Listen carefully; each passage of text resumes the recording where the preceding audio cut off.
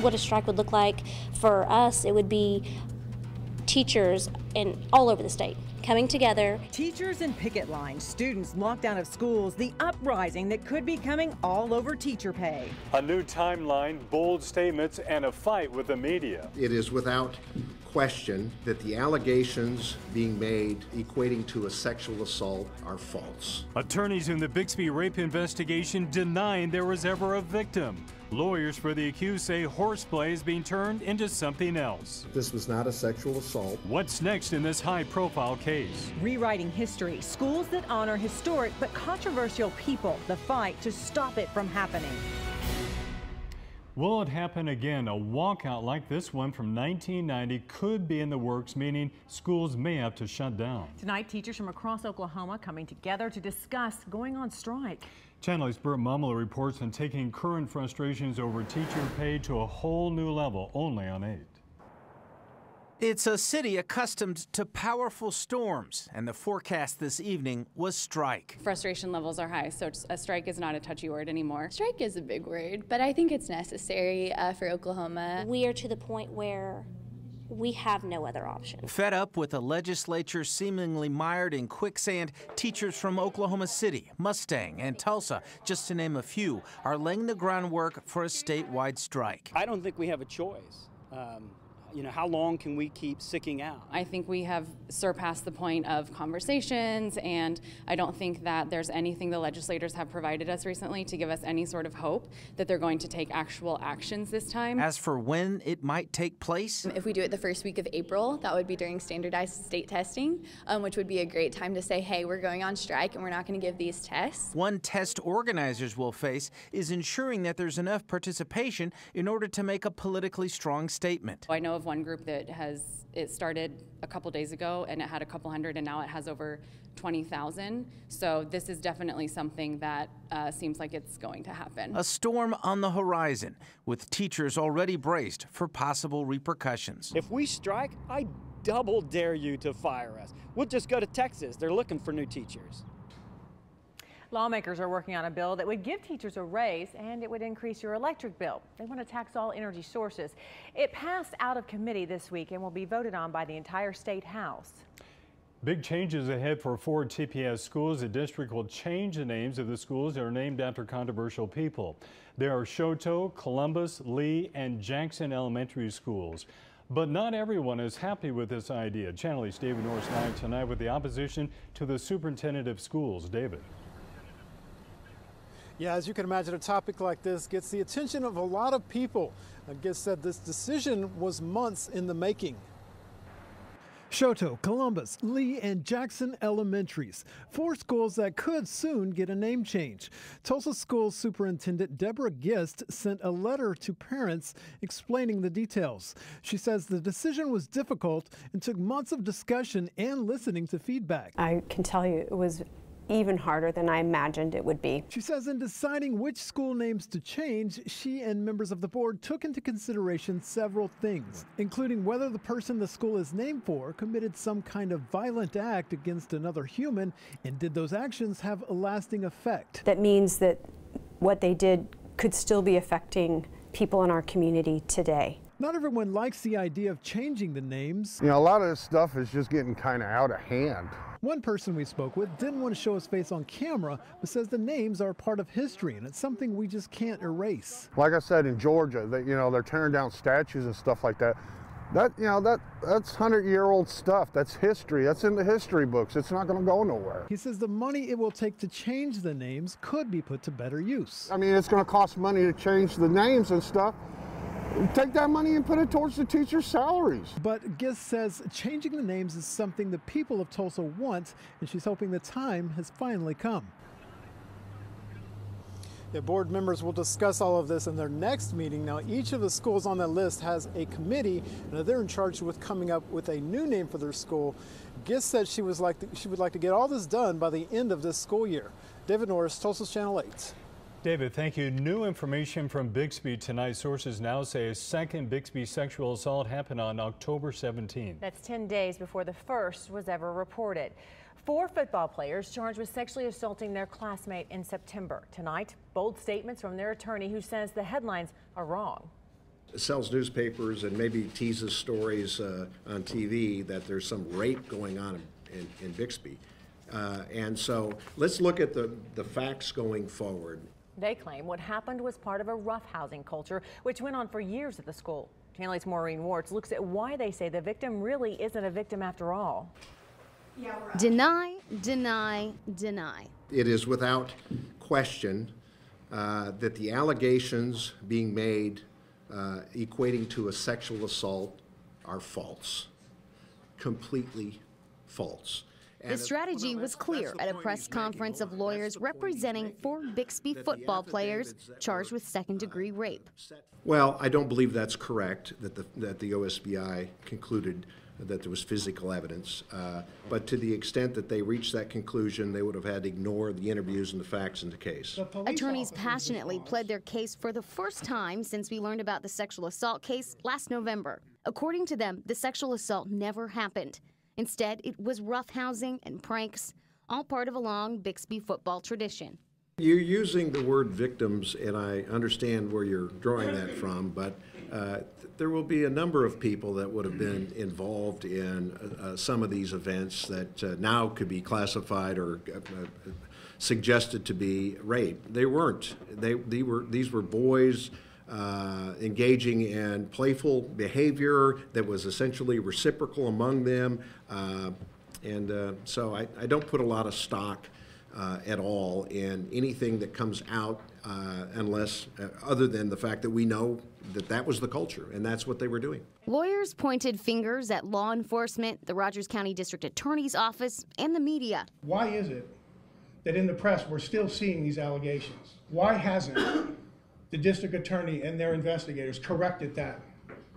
Instead, what they've done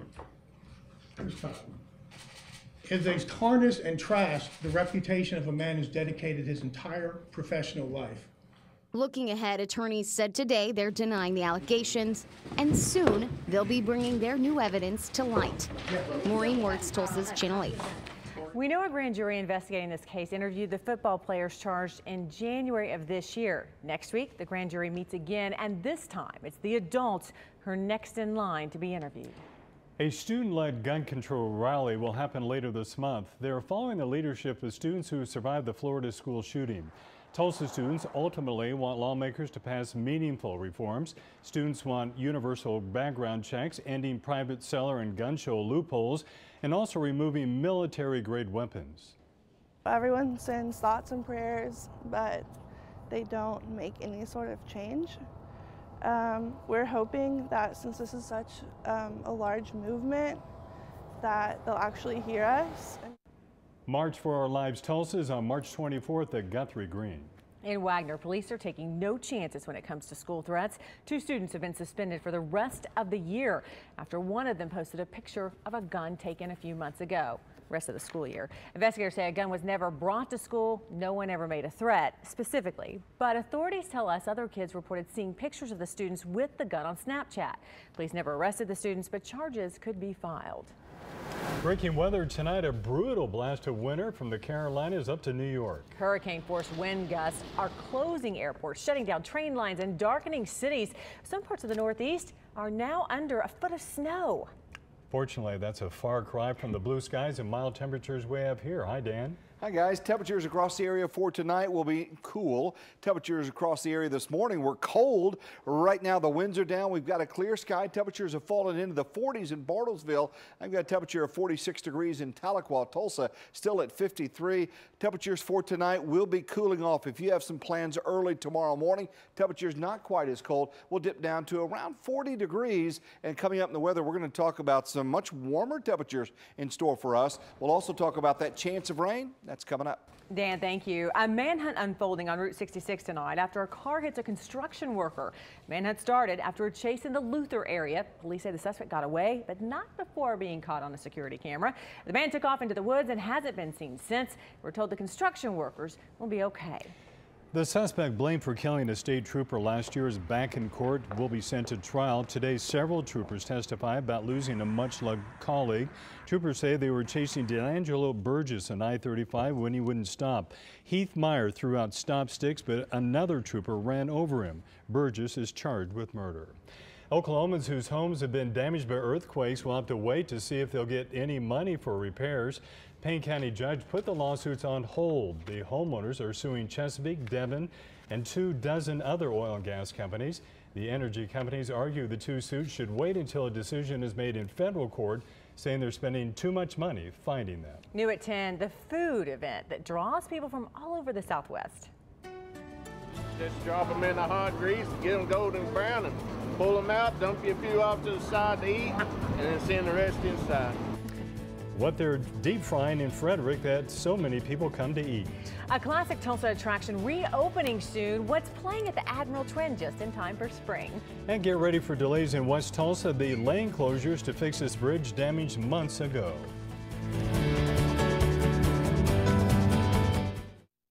Late. Tulsa's source for local news with Mark Bradshaw, Neely Jones. This is KTUL TV. Tulsa Icon reopens in just a week, and tonight we know what's showing next Friday at the Admiral Twin. The first movies of the year, A Wrinkle in Time, Black Panther, Peter Rabbit, and Jumanji. Admiral Twin is open weekend nights in the spring. Every year, the first weekend of March, there's a time-honored tradition that brings people to a small western Oklahoma town. Darren Brown takes us to the Frederick Oyster Fry, something you may want to think about doing tomorrow. Oklahomans are no strangers to fried goodness, but this particular delicacy is not homegrown. In fact, it's grown nearly 500 miles away. Well, you just drop them in the hot grease, get them golden brown, and pull them out, dump you a few off to the side to eat, and then send the rest inside. This mystery food is really no mystery at all. It's the main attraction at the annual Frederick Oyster Fry. We serve about 800 to 1,000 people each year, so it's a real big deal for Frederick. It's such a big deal, the whole town shows up. Not just to eat, but to help. We have kids from 2 weeks ago, they go get the oil, they start setting up chairs, they show up at 8 o'clock in the morning and they help bread oysters, they help fry oysters, they help clean up. They do everything. They help us a lot. Felicia's daughter also helps out. She was recruited way back in elementary school. Now in junior high, she's a veteran. I started this day at 7 in the morning breading the oysters, and since that, after we finished that, I've been making sure everybody's got what they need, and I'm taking names and seeing where everybody's from. I've gotten some places as close as Tipton and Frederick, some places like Albuquerque, New Mexico, and I even got someone from Italy. No kidding. Yeah, really.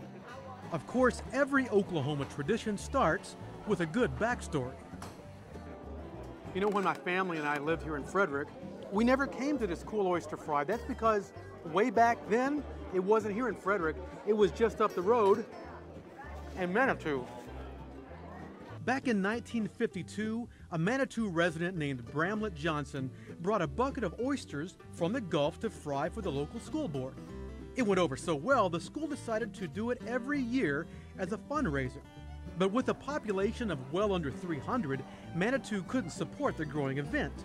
In 1990, it was held in Frederick, and it's been here ever since. A group of guys, they leave out on a Thursday and take their time getting down there and then drive real fast to get back. The 700 pounds of already shucked oysters make their way north to Frederick, Oklahoma, and that's where the magic happens. How long you been doing this? Thank you. I don't know. Sometime I started helping boxes around 85, somewhere there. So you could call yourself an expert. Yeah, after a while. We've had people from Georgia, Oklahoma, Texas. We've had people fly in through the years, you know, ride their motorcycles. We've had snow. We have literally cooked in the snow and ice, and we still fed 900 people that year, so they'll come. It's a lot of work, but it's very fun with the people you know and you grow up with, and it's enjoyable. In Frederick, discovering Oklahoma, I'm Darren Brown. Now, from the Oklahoma Ford Storm Center, your first warning forecast. It's spring and time for our annual Storm Chaser meeting and dinner. Our thanks to all those folks who came out tonight. We spoke with them. It's not all of them. We've got a big group, and we'll have a lot more out on the roadways keeping you safe. Our thanks to them. In fact, some of the spotters will be watching closely over the weekend the storm center that's out to our west. This is part of energy that moves into our area on Sunday. When it gets here, this weather maker could kick up a little bit in the way of some rain and thunderstorms. I don't expect severe weather. Right now we're in the marginal risk. The dynamics are a little bit greater out across parts of western Oklahoma still. On Sunday, there will be that chance of seeing some rain. Right now, still looks like the afternoon and the evening hours look best for that. Likely tomorrow, this will get bumped up closer to 60%, but it doesn't look like it's going to be moving out at 4, 5 a.m. on Monday. This is going to linger into the first half of the day before it finally moves out. So here's what it looks like. The next weather maker will generate some scattered showers around. We're at 8 p.m. on Sunday. Scattered showers, a few of them heavy, and the activity will linger into the overnight hours and right on into Monday. We're at 1 p.m. Monday. It's past Tulsa, but still hanging on across parts of eastern Oklahoma before it finally moves out. Were you out this morning? It was cold. Temperature 23 degrees in Bartlesville. Tulsa had a freeze. Our temperature fell down to 31. Next couple of mornings, we'll see those temperatures rapidly rise. In fact, on Sunday morning, that's the morning start at 50 degrees across the area. Right now, our temperature is at 53 after being up in the 60s. And right now, the wind's not bad, south at 10, but those winds are really going to pick up. That'll be a big part of the weather story for us on Saturday, especially in the afternoon. So if you got something outside, try to do it in the first half of the day. 49 degrees in Wagoner, temperature in Muskogee at 49 and Stigler at 47. Look how strong the winds are already out to the west. These southerly winds will pull up that low-level moisture. We'll have to have that in place if we're going to see some thunderstorms around for Sunday, but winds will pick up here as the energy out west moves a little bit further off to the east. Here's a look at the futurecast overnight. No problems at all. We'll have mainly a clear sky. Wind's not bad at all. Look for the morning start to be in the 30s and the 40s, so not as chilly. A comfortable start on Saturday morning, and then by the afternoon, here comes the winds cranking up from the south, southeast. Our temperatures soar up into the upper 60s, 65 degrees in Pryor, Bristow at 68. In southeast Kansas, your temperatures also will be up into the 60s. So the 8-day forecast shows that chance of rain for Sunday afternoon, Sunday evening into early Monday. Tuesday's temperature at 60 degrees, a dip in the temperatures for Wednesday at 49, back up to 66 on Friday, and there's another opportunity for rainfall coming in next Saturday. During that Storm Chaser meeting, we said thank you to David Gady Sr.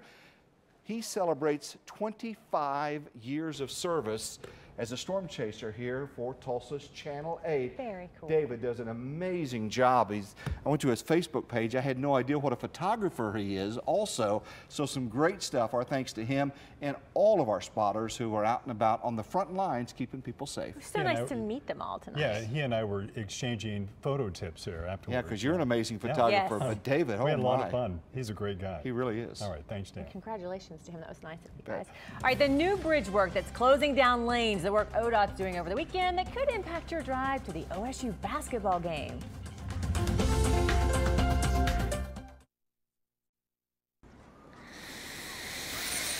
Check this out. Future firefighters are getting some first-hand experience. Tonight, Tulsa fire cadets set fire to propane tanks and tried to put the huge flames out. It's like what they experience outside the city where people have tanks next to their homes.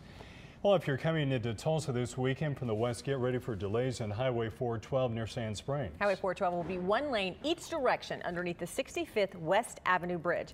A truck carrying a crane crashed into the bridge back in November. Since then, workers trying to fix it are closing lanes, but never this many at once. They should open back up in time for the Monday morning commute, we hope.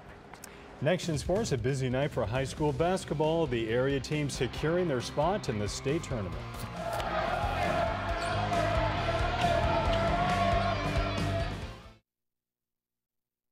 The Tulsa's Channel 8 Sports Desk, powered by your Oklahoma Ford dealers. We are deep into the high school playoff season. Most of the teams you would expect are still alive. Broken Arrow, Booker T, Memorial. Other teams fighting for their lives like Pryor, Glenpool, and Claremore. We're going to start with those Memorial Chargers playing Bishop Kelly at Jinx. Probably the best game of the night. The Comets hit big shot after big shot after big shot. That three tied it up at 30. Next trip down the floor, Ryan Gendon, another three for Bishop Kelly, tied it at 33. But too much Memorial. Here, Caleb Boone in transition. He's a Ford Award nominee. And then Boone with time expiring in the fourth quarter. This is going to be a Euro step to tie it at 54. Memorial wins 63-62 in double overtime. Booker T. Washington at Webster trying to get through to play those Chargers again in the title game. Trey Phipps had a nice game for the Hornets. Here are 3 Hornets up by 1. Makai Jacobs, though, nice little rebound there. Gets his own miss. Kawita now up 1, but too much Booker T here. Phipps is going to get the steal. Go in transition, picks the pocket. Easy layup there. Booker T gets the easy win, 72-53. They move on to the state series. Late game at Webster, you've got Glenpool and Claremore, both teams fighting to play tomorrow. Claremore dominated the first half. That Kazan Hartloff, 10-9 Claremore, then Cameron McCall. He's had a great playoffs. Nice touch there. Claremore, though, still up 1. Great name, all-name team for Oklahoma High School. Peebo Wood into the half. Claremore cruises. Glenpool's season is done. Claremore wins. Final score 75-61. Sooners trying to get at least something going against Iowa State on senior night. Cameron McGusty had himself a day. Here in the first half, that bangs down the 3, his second 3 of this game. Then in the second half, McGusty's going to get the dish. Nice wing 3 there. Oklahoma really pulled away in the second half. McGusty one more time, this from Young. Oklahoma wins big. Final score 81-60. We did hear from Baker Mayfield in the 6 o'clock hour. Mason Rudolph also talking to the media today. Here's what he had to say about what he brings to a football team in the NFL. My production, my leadership, my experience, my starts, 32 wins as a starter, and just kind of, the kind of teammate I am. I'm a fun guy to be around. I enjoy being part of the team, putting the team first. Quarterbacks throwing in Indianapolis tomorrow. Baker Mayfield and Mason Rudolph both taking the field. All right, thanks, Ryan. Thank you. We'll be right back. Tonight, folks came out to the Cox Business Center in support of the fight against Alzheimer's disease for the Memory Gala. The event centered on the idea of headlines that someday read, "We found a cure." Terry and Mark Maughan chaired the event that raises money to support the Oklahoma chapter, and it was my honor to serve as MC. To learn more about the Alzheimer's Association, check out KTUL.com. I sure hope I get to read that headline for real one day. That's a nice event, isn't it? Yeah, it's really nice group. There goes the tie. It's Friday night. Tie there. It's time to. Did they see your tie? Can people see that it's clouds? I'm not sure that they saw it, but you know what happens sometimes? Clouds go away. Oh, my. So it is time to go. My goodness. Temperatures for tomorrow will make it up to 68 degrees. We're looking at 62 on Sunday with a chance of rain late afternoon and evening. That lingers into Monday morning. Next week after that looks pretty quiet. Unbutton the top button so? there. Yeah, get for casual. We'll see you Sunday night. I'll see you tomorrow.